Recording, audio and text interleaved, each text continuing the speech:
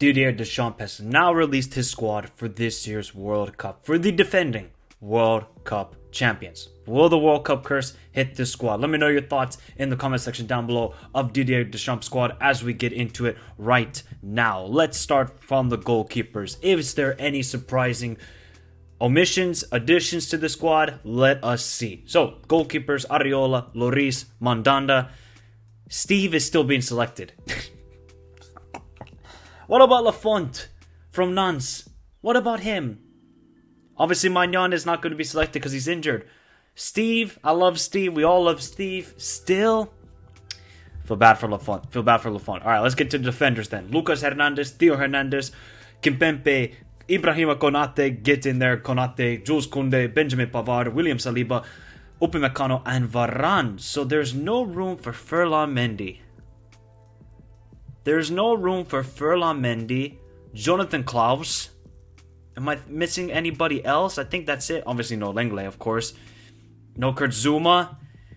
Wow, I'm shocked that there's no Ferland Mendy.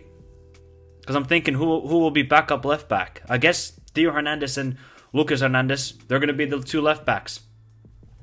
I think that's what Didier Deschamps wants to do. So that's for defenders. Midfielders, we have Camavinga. There were some reports, apparently from Julien Laurent, that said he will not be selected. He is in the squad. Yusuf Fofana, Matteo Guendouzi, Adrien Rabiot, Tchouameni, and Veretout. Veretout gets into the squad. So there's no room for... Obviously, I don't think Boubacar Kamara was going to be selected, but I'm a little bit shocked about Veretout. I can't lie, but I mean, what other options does Didier have at midfield? Not a whole lot. So yeah, Veretout's in the squad, but obviously he's not going to start. No way. Then the attackers, we have Karim, the Dream, Benzema, Kingsley Coman, Ousmane Dembele, Olivier Giroud, Antoine Griezmann, Kylian Mbappe, and Nkunku. So there's no room for Ben Yedder, no Moussa Diaby, and I think that's about it when it comes to. You know what? There's one player I wish that would have been selected. One striker. And that was Kolo Muani.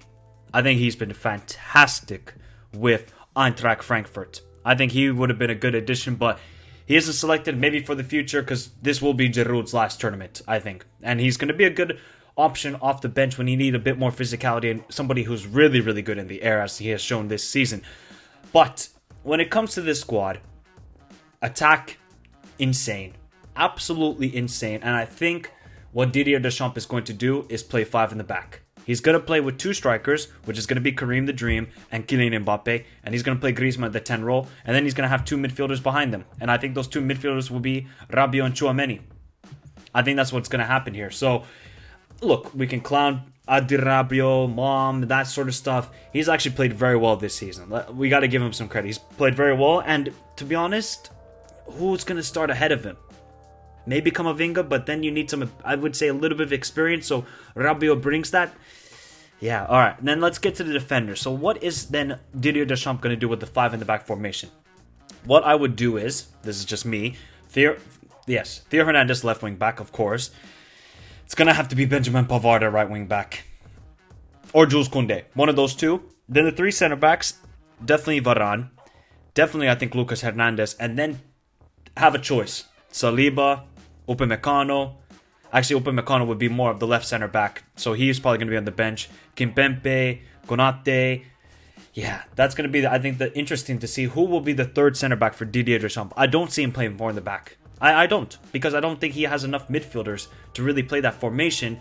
Although we could probably see something like a 4-2-3-1, Kylian on the left, and then who's going to be on the right? Maybe Ousmane Dembele or Kingsley Coman, this sort of situation. But Didier Deschamps has been playing with more of a 5 in the back formation. So, people, let me know in the comments, what should be France's starting 11? What should be France's starting 11? And do I need to say the goalkeeper? Of course, it's going to be Hugo Lloris. It's going to be Hugo! So, that is France's squad. It's an insane team. It's an insane team, people. They got talent, they got depth, they got everything. I think the weakest point when it comes to this French team compared to 2018 when they won the World Cup, I think it's the midfield. As much as I love Tchouameni, I think this is...